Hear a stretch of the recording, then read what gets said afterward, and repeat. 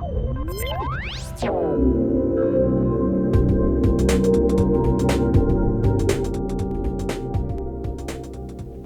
Photo World, Ray Quezada here with Ray Quezada Photography. We have a really cool piece of equipment from Savage Universal. This is an extension tube for macro photography. And so those of you that don't know what an extension tube does, what it does is it allows you to take your lens and move it further away from the sensor, allowing you to get closer to the subject. So without having to make a big expense in purchasing a macro lens, this could help you out.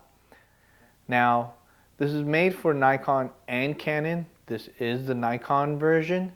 And what's really cool about this, two things, is that one, it has the connector pins so when you connect this to your camera, it still allows you to have autofocus, which is really cool.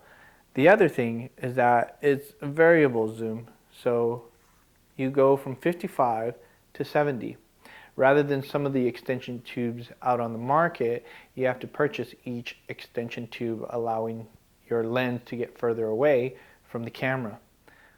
So with this, you have everything in one rather than making separate purchases. This is just built for one camera, one lens.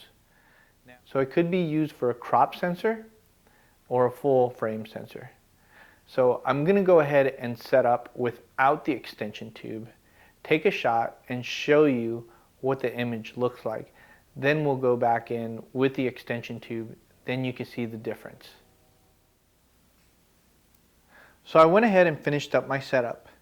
Now yes, the year is 2016, but I like to show you what you can do with basic equipment. So this is an old camera that I passed on down to my son. This is a Nikon D40 with an 18 to 200 millimeter lens. Now, this is as close as I could get to my subject. Now I'm going to be shooting this flower right here. We're about 8 inches away from the flower.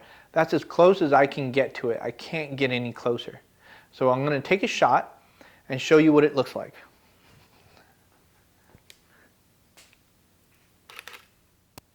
So now I'm going to put the extension tube on the camera body and we're going to see what kind of image we can create with that. Okay, so now that I've put the extension tube on, my setup has completely changed. The flower is right up against the lens, I would say about 1.5 inches away. So this is what it allows me to do to get closer to the subject. So now I'm going to take a shot and you'll see what kind of image comes out.